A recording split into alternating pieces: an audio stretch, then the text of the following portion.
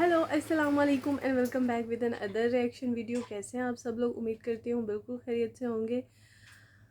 तो जैसे कि आपको पता है कि इंडिया में डॉक्टर मुमीता का बहुत ही ज़्यादा अफसोस न्यूज़ जो है वो पूरी दुनिया में फैल चुकी है और काफ़ी दिल दहला देने वाला उनके साथ वाक़या हुआ है।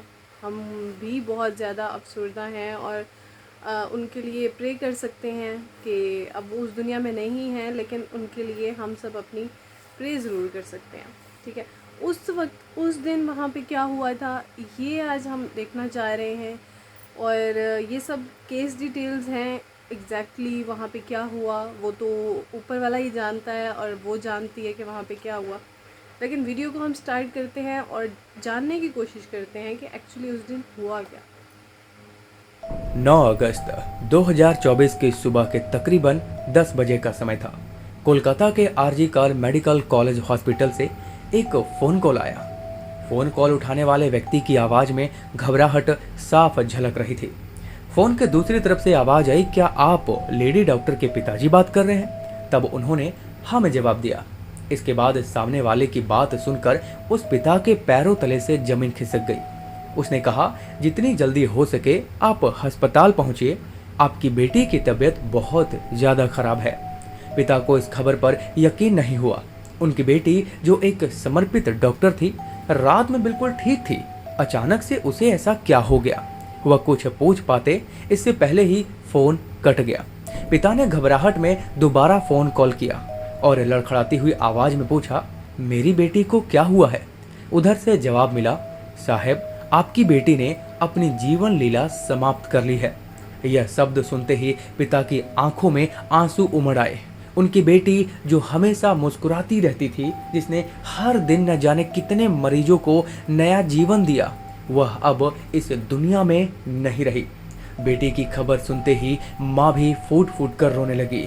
वो टूट चुके थे, लेकिन अब बिना देरी किए दोनों अस्पताल की ओर रवाना हुए। लेकिन उन्हें नहीं पता था कि जब तक वे अस्पताल पहुंचेंगे, यह खबर पूरे शहर में आग की तरह फैल चुकी होगी। अस्पताल के बाहर भीड़ का जमावड़ा शुरू हो चुका था। हर कोई हैरान था और गुस्से में था। ऐसा कैसे हो सकता है? वह कौन था जिसने इस निर्दोष डॉक्टर की जान ली? और सबसे बड़ी बात, क्यों?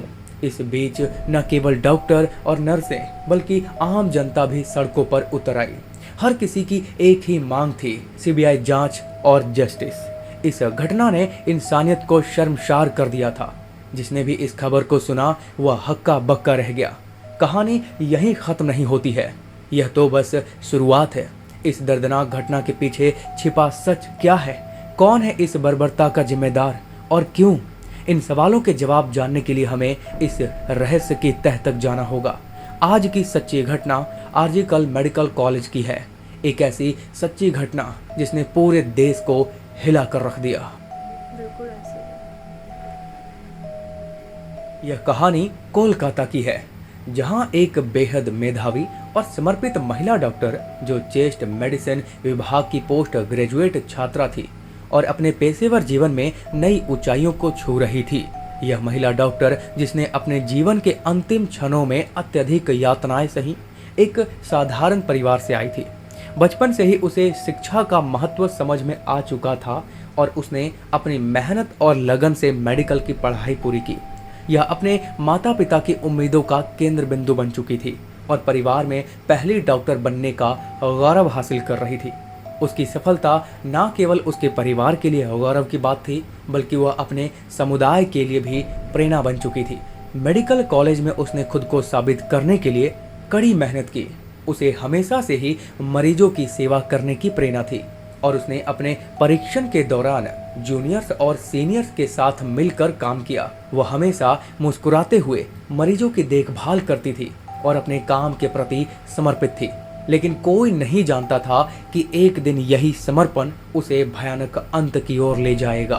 2024 8 अगस्त की रात को लगभग 11 बजे उसे उसकी माँ का फोन कॉल आया। माँ ने हर रोज की तरह अपनी बेटी की खैर खबर ली।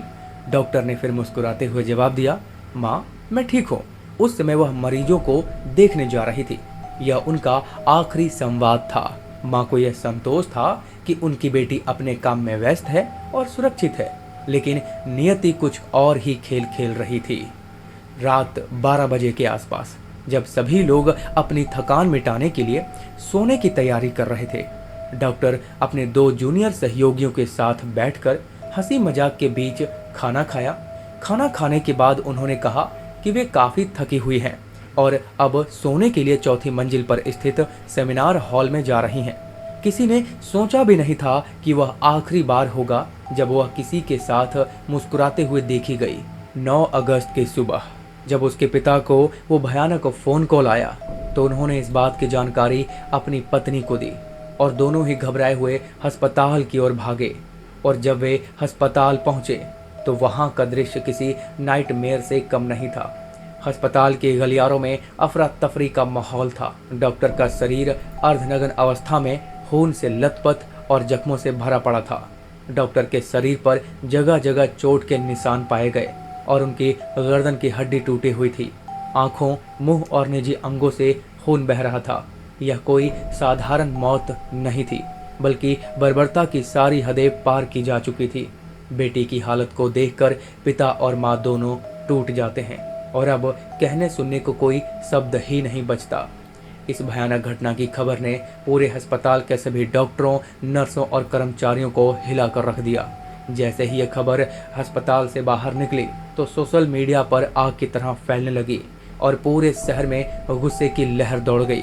अस्पताल के बाहर लोगों का जमावड़ा होना शुरू हो गया।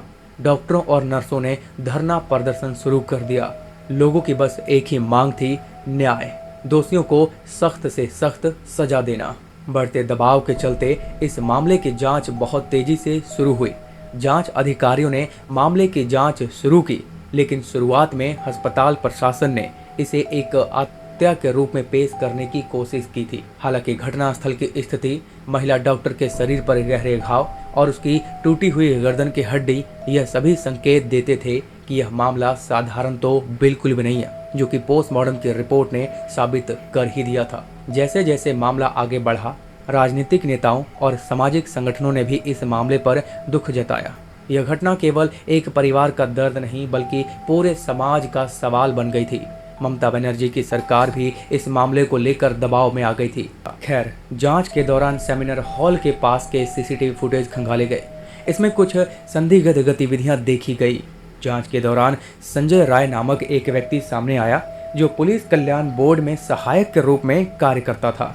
वह अक्सर अस्पताल में आता जाता था और उसे संदेह की निगाहों से अब देखा जाने लगा। उसी जांच के दौरान पुलिस को सेमिनार हॉल के पास एक ब्लूटूथ डिवाइस मिला। पुलिस ने जब उसका ब्लूटूथ डिवाइस चेक किया, जो कि बुरी हालत में टूटा हुआ था, यह डिवाइस संजय राय का निकला। फिर उसे तुरंत हिरासत में लिया गया। अब संजय राय का इतिहास और उसकी गतिविधियां किसी से छिपी नहीं हुई थी।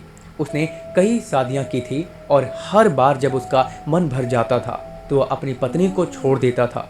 उसकी एक पत्नी की संदिग्ध परिस्थितियों में मौत भी हुई थी, लेकिन उस समय किसी ने इसकी शिकायत नहीं की थी और वह खुद को एक पुलिस वाला बताता था। जांच के दौरान पुलिस को कई चुनौतियों का सामना करना पड़ा। संजय राय की गिरफ्तारी के बाद उसने पहले तो किसी भी अपराध को स्वीकार नहीं किया, लेकिन बाद में जब उसे कड़ी पूछताछ का सामना करना पड़ा तो उसने अपने अपराधों को कबूल कर लिया। 8 अगस्त की रात संजय राय ने शराब के नशे में धुत होकर उस महिला डॉक्टर पर हमला किया। उसने पहले उसे बुरी तरीके से मारा, फिर उसके साथ दुष्कर्म किया और अंत में उसकी जीवन लीला समाप्त कर दी। उसके शरीर पर जगह जगह गहरे घाव के निशान पाए गए, जो इस बात का सबूत थे कि उसने कितनी क्रूरता के साथ महिला डॉक्टर पर हमला किया था। पुलिस ने उसके मोबाइल को भी जब्त किया और उसमें कई आपत्तिजनक वीडियो भी पाए गए, जो उसके अपराधी होने के और भी पुख्ता सबूत थे।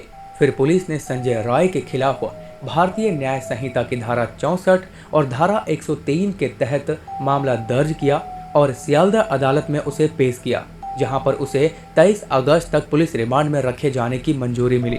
बाकी अभी ये मामला चल ही रहा है, तो हो सकता है कि उसमें अभी और भी नए खुलासे हो जाएं, जो कि मैंने आप सभी के कहने पर ही इस केस को इन्वेस्टिगेशन के दौरान ही कवर किया। इस घटना ने हमें यह सोचने पर मजबूर कर दिया है कि हमारा समाज किस दिशा में जा रहा है। इस घटना ने हमें यह भी सिखाया कि समाज में महिलाओं की सुरक्षा के लिए केवल कानून ही नहीं बल्कि समाज की सोच और जागरूकता भी महत्वपूर्ण है। हमें यह समझना होगा कि महिलाओं की सुरक्षा के लिए केवल एक कानूनी मुद्दा नहीं है बल्कि एक सामाजिक मुद्दा भी है, जो हमें बचपन से ही छोटे बच्चों को सिखाना होगा कि नारी शक्ति ही जीवन है। बाकी अगर आपको हमारा बाकी ये तो बहुत ही ज़्यादा अफसोसनाक खबर है। ये सिर्फ इंडिया की बात नहीं की जा रही, कहीं भी किसी भी और कंट्री का भी हम देखें तो उसमें ये चीज़ सामने आ ही जाती है। रेप केस, मर्डर, ये चीज़ें सामने आ ही जाती हैं। लेकिन इसमें इन्होंने सिर्फ एक बंदे को अरेस्ट किया है। इसकी जो रिपोर्ट है वो ये नहीं बताती कि एक ही बंदा है, बहुत सारे बंदे मुलव्विस हैं, उनको भी पकड़ा जाए। और आई थिंक इंडिया में इसके ख़िलाफ़ एहतजाज भी हो रहा है, इसके ख़िलाफ़ प्रोटेस्ट भी की जा रही है। तो आपका इस मामले के बारे में क्या कहना है, मुझे नीचे कमेंट बॉक्स में ज़रूर बताइएगा। और मिलते हैं नेक्स्ट वीडियो के साथ, तब तक के लिए अल्लाह हाफिज़।